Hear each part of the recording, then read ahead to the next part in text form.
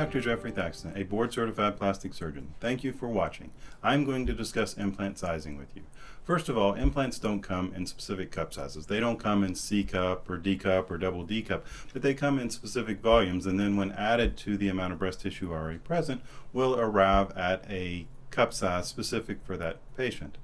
So implants come in volumes measured in cc's. For instance, this is a 250 cc implant and this is a 500 cc implant.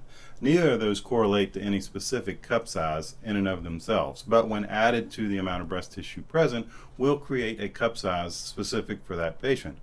So when someone comes into me and wants to discuss breast augmentation, it is a lengthy discussion, sometimes up to an hour, to determine exactly what they're wanting to achieve, what their goals are with breast augmentation.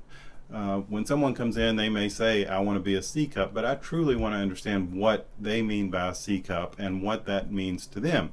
So I will spend a considerable amount of time. I will take some measurements, and then through years of experience and some artistic understanding of truly what their goals are, we arrive at what implant will meet their specific goals and help them achieve what they're wanting to achieve with breast augmentation.